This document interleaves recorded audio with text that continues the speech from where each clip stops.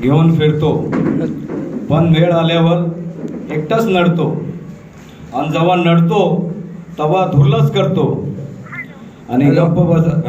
Sorry hello. हां, असंख्य मित्र परिवार घेऊनच फिरतो, पण वेळ आल्यावर एकटाच नडतो. 2 मिनिट नडतो करतो. तेव्हा धुर्लच करतो. माझ्या लढाईला कुठल्या अंत नाही, आणि गप्प बसायला आम्ही काय संत नाही. मित्रांनो, अशी माझी मराठी एकदम स्पष्ट आहे, पण आपली जी चर्चा होईल मला वाटते की आता हिंदीमध्ये बोललं तर जरा चांगलं वाटेल. आणि माझ्या चर्चेवर पण तुमच्या मनात काय असेल तर तुम्ही सांगू शकता 1 to 1. पहले तो ये कि 2017 से एसके इंटरप्राइजेस की बुनियाद, इसकी संगे बुनियाद गिरी, और माशाल्लाह से आज लगभग 3 सालों के अंदर आज एक एसके इंटरप्राइजेस कितनी हाइट पे है ये आप और मैं अच्छी तरह जानते हैं. और जब आज हमारी इतनी अच्छी यूनिटी है पूरे ठाना जिला में, तो उस यूनिटी का नाम बरकरार रखना, उसकी इमेज को हमेशा टॉप पर रखना, ये हमारे, मेरे और आपके एक एक एम्प्लॉय की जिम्मेदारी है. क्योंकि अगर हम किसी प्राइवेट स्कूल में एडमिशन करते तो वहाँ के terms of condition, rules and regulation, हमारे यूनिफॉर्म, हमारे शूज़, हमारा हेयर स्टाइल, हमारे बातचीत का तरीका अलग हो जाता है. लेकिन स्कूल कोई भी छोटी बड़ी नहीं होती है, चाहे म्यूनसिपैलिटी हो, आदमी के सीखने के ऊपर होता है. लेकिन म्यूनसिपैलिटी में जाएंगे तो पता चला बाप की चप्पल बेटे ने पहना है, बेटी की चप्पल बाप ने पहना है, तो इस तरह के मामले, क्योंकि कोई डिसिप्लिन नहीं होता. उसी तरह से आप किसी कारपोरेट कंपनी के अंदर इसमें जाएंगे तो आपको एक टर्म्स ऑफ कंडीशन दी जाती है कि भाई टाई हो, कोट हो, जरी हो, कुछ तो मतलब इस तरह कर आप जाते हो, वहाँ पर टॉप बन के एम्प्लॉय करते हैं. तो मैं पूछता हूँ, जब आज हम उसी मुकाबले की कमाई जब एसके इंटरप्राइजेस से और तमाम बैंकों से हम जब कमाते हैं, तो फिर वो डिसिप्लिन हम यहाँ क्यों नहीं रखते? मैंने जो शायरी बोला तुम्हारे को, तो ये शायरी के मतलब इस तरह की आती है क्या? मैं खामोश बैठने के लिए संत नहीं, मतलब मेरी पेट की भूख है, मेरी जद्दोजहद की भूख है. लेकिन अगर मैं किसी टॉप का काम कर रहा हूँ, अगर मैं झाड़ू मारने वाला काम कर रहा हूँ तो अच्छी झाड़ू मारूंगा तो मेरा अच्छा ही नाम होगा. अगर मैं अच्छा झाड़ू मारने वाला हूँ और अच्छी झाड़ू मारूंगा तो मेरा अच्छा ही नाम होगा. लेकिन अगर मैंने झाड़ू गलत मार दिया ना, तो फिर मुझे अलग अलग नाम से लोग. तो हमारे प्रोफेशन के अंदर हमको जिस डिसिप्लिन से काम करना है, पता चला कि कई बार ये हो जाता है कि भाई एक गाड़ी के पीछे हम 10-10 लोग आ जाते हैं और उसको उसकी वाइफ होती है, बच्चा होता है, वो एक अलग सी दहशत लगती है, भैया क्या है ना. अब उस तरह की बदतमीजी ना करे कोई भी, मैं सबके लिए बोलूँ. क्योंकि देखिए, अगर रिलायंस है, धीरूभाई अंबानी है, मुकेश अंबानी है या अडानी है, जो भी है, तो ये क्यों है मालूम है? क्योंकि इनके एम्प्लॉयज़ उस तरह के काम करते हैं और इतने हजारों की, लाखों की संख्या में इनके एम्प्लॉयज़ है जो अपनी जिम्मेदारी को बरोबर समझते हैं, तभी जाके कोई धीरूभाई अंबानी, अडानी या फिर जो भी है बड़ा उद्योगपति हो जाता है. तो पता चला हम किसी कारपोरेट कंपनी में काम करेंगे तो वहाँ की सैलरी साला 10,000 हो, लेकिन शूज़ पहन के जाना है, मुझे फॉर्मल ड्रेसिंग मार के जाना है, इस तरह से यार बॉस मुझे पसंद नहीं करेगा. लेकिन अगर उससे भी दुगनी तिगनी कमाई अगर हम अपनी एजेंसी से करते हैं, तो फिर यहाँ डिसिप्लिन होना चाहिए कि नहीं होना चाहिए? तो चला हमारे बच्चे जीन्स पे है, यहाँ से कटी हुई है, यहाँ से फटी हुई है, क्या मामला है, कान में बाली है, चैन विन है, ठीक है, साला एकदम क्या कर रहे हैं? कोई भाईगिरी, कोई खंडनी मानने, कोई खंडनी मानते हैं क्या? कोई भाईगिरी करते हैं क्या? नहीं ना, अपनी मेहनत कर रहे. तो हमारे टाइम टेबल को लेकर के, हमारे यूनिफॉर्म को लेकर के बहुत सारे सवाल उठते हैं.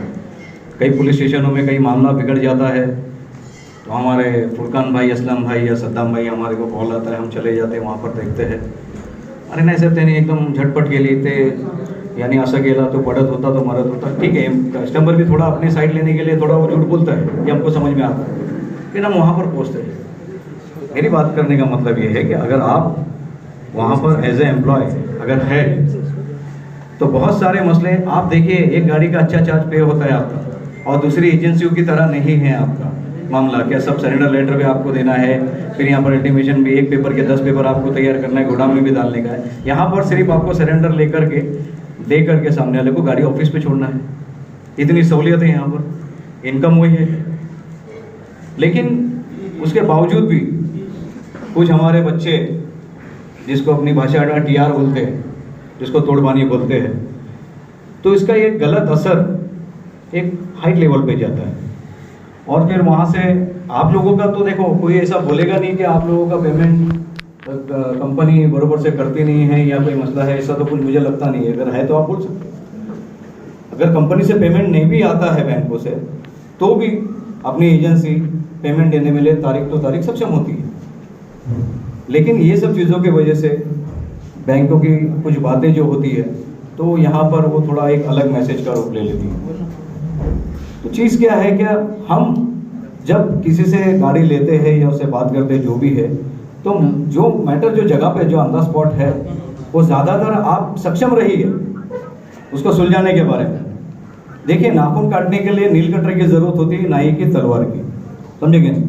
और छोटी छोटी बात पे यार इसने ये कर दिया, तो आप वरिष्ठों को फ़ोन लगाएंगे, वहाँ पर आएंगे, उसके बीच में कुछ मसला घट गया, तो बात करने का लहजा आपका इस तरह का हो, आपका यूनिफॉर्म इस तरह का हो कि सामने वाला आपको देख करके, समझ रहे हो, सामने वाला आपको देख करके ही समझे क्या, नहीं भैया बैंक का आदमी जेन्युइन है, कोई मामला इसका होता नहीं, मैंने हफ्ता नहीं भरा। देखो फॉल्ट में वो भी है, हम उसको जब पकड़ते हैं जब वो बकेट ठगाता है, हफ्ता ठगाता है, तब हम फॉल्ट में वो भी है। लेकिन हम अपने कुछ किरदारों का जो उसको फॉल्ट देते हैं ना, तो उसको कहीं ना कहीं वो बहाना मिल जाता है और इसकी कुछ अलग एलिगेशन हम पर लगते हैं। तो बताए मेहरबानी, आप खास तौर से पहले तो डिसिप्लिन का ख्याल रखें और जो टर्म्स ऑफ कंडीशन जो अभी तमाम इसके अंदर है, अभी 1 to 1 आपको उसमें बता देंगे हमारे असलम भाई या फुरकान भाई।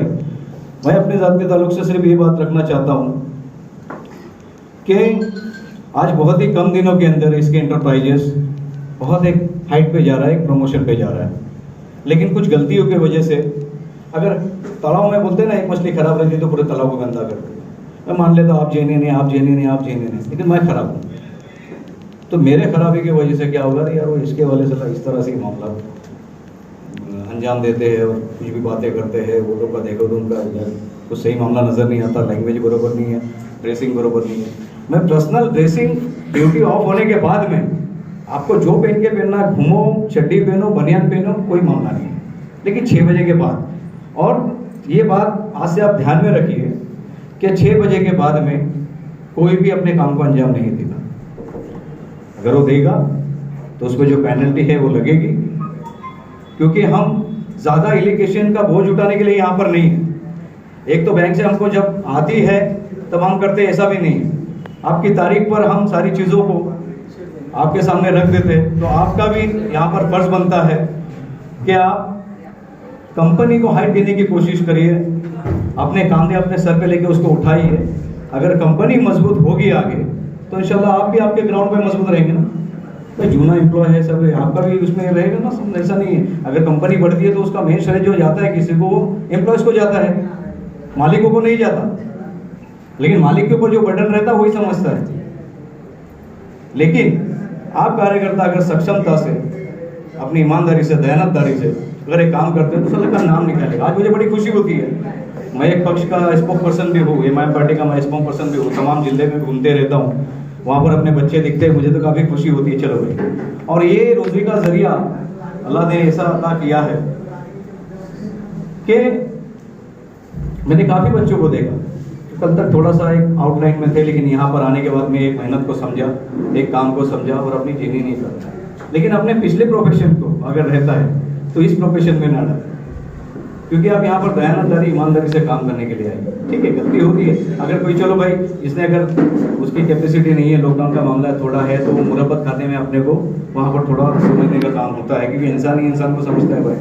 अपने प्रोफेशन में इतना भी स्ट्रिक्ट नहीं होते सब, बहुत सारी चीज़ों में सेटलमेंट, ये सारी बातें होती है, वक्त के तौर पे हम थोड़ा सा समझ लें। अगर उसके जेन्युइन कंडीशन है तो, अगर जेन्युइन कंडीशन नहीं है, बस वो ऐसे खाली एकदम शानपना कर रहा है, मैंने तो उसमें लास्ट में ये भी बोला ना, गप बचाना शांति में। अगर कोई लड़ता है तो उसको लड़ने को भी हम सक्षम है, कितना भी बड़ा शाना रहे किधर का, गाड़ी घसीटने के लिए हम सक्षम है। जब आप तक का उस लेवल से अगर काम नहीं होगा तो हमारी टीम वहाँ पर पहुँचती है, और ऐसा होता है। तो यहाँ पर डरने घबराने की आप लोगों को जरूरत नहीं है। वहाँ पर कई मसले मेरे राबड़ी से मुझे सामने आते हैं, असलम भाई, फुरकान भाई का एक कॉल मुझे आता है, कहीं पर भी होता, नहीं भी जाओ तो फ़ोन पे काम हो जाता है। तो ये भी चीज़ है, इतना बैकअप दे रहे हैं आप, लेकिन इस बैकअप का कोई गलत फ़ायदा मत उठाना, और ना ही तो हम गलत फ़ायदा उठाने देंगे, क्योंकि अगर हमारा इमेज नीचे अच्छा रहेगा, आगे भी हमारा काम बढ़ेगा, आगे भी और बच्चों की रोज़ी चालू होगी इसके मुतालिक। लेकिन अगर हमारे एक हाइट पर जाके एक सोडे का जोश बोलते हैं जिसे, और नीचे आ जाना है ताबड़तोड़, तो वो काम हमसे नहीं होता, ना ही वो काम हम होने देंगे। दूसरी बात,